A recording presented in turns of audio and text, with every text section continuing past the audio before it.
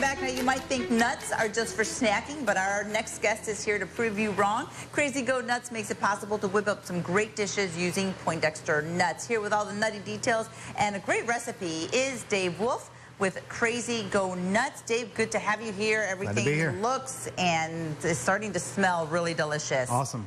Tell me a little bit about Crazy Go Nuts and your partnership with Poindexter. Well, we were a two-person company out of Los Angeles, and then we wanted to expand.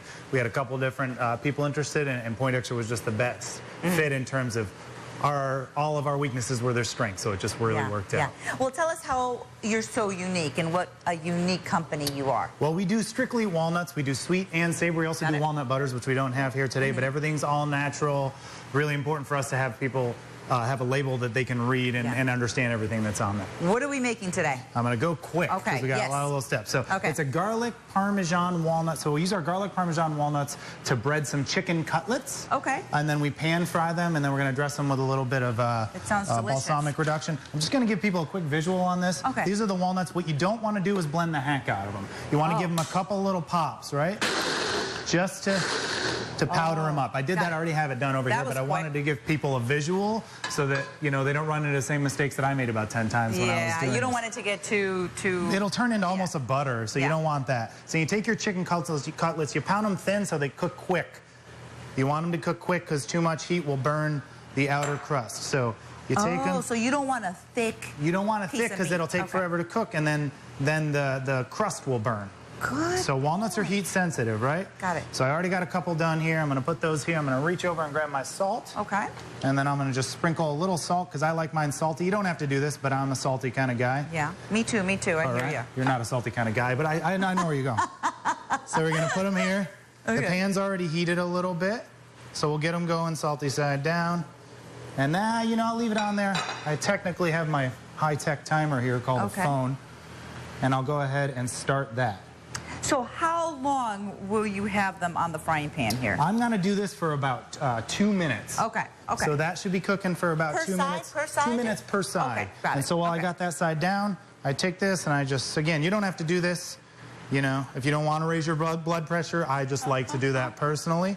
Well, you know, sometimes there's good salts. This is kosher salt. Kosher, Himalaya. Pink so salt, there are other options. Absolutely. So I probably oversalted that, but that's just me. What flavor walnuts did you use on this one? We used the garlic Parmesan. The garlic Parmesan, but you say you could also use the buffalo if you like, right? Yes, absolutely. If you like it a little spicy. You know what I'm saying? Wonderful. So this cooks for a little bit of time. While that's doing that, and this is another thing that you don't have to do. This is something that I like to do. Is just a little balsamic glaze. So you just kind of, I've got it in a bottle here. How do you make a balsamic glaze? You know, you can just kind of look it up online. There's different directions for it.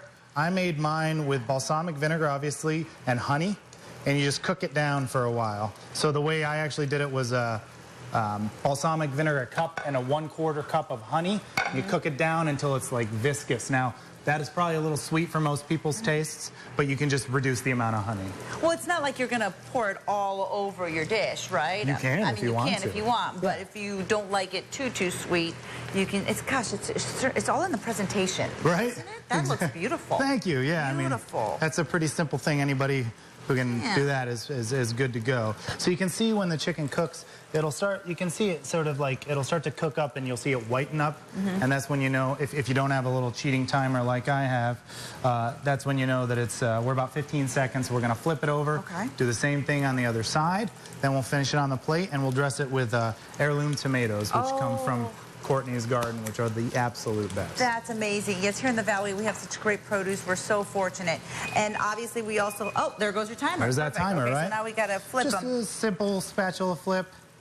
Now, you see how it's starting to brown a little bit? Even a little darker than that is totally fine. But, you know, since we went 2 minutes here, it's not as dark. You could do it 2.5 minutes and it'll get a little bit darker. And the chicken will be cooked thoroughly? It'll be cooked through. With chicken, any kind of poultry, any kind of thing that's not really beef, you want to make sure, just to be safe. You know, some people will set their oven a little, or their stove a little higher or lower. You always obviously want to make sure that your chicken's cooked through. Now, last time you all were here, we had some viewers write in and message us on our Facebook page, where can we get these nuts? Right. So tell everyone out there really where they can buy them, where they can order them. Well, you can currently purchase them on our website, which is crazygonutswalnuts.com. They come in snack size, which isn't here, and then our 8-ounce resealable size, which is more for the pantry. And then our walnut butter's there as well. And you can also buy them at the Poindexter Country Store.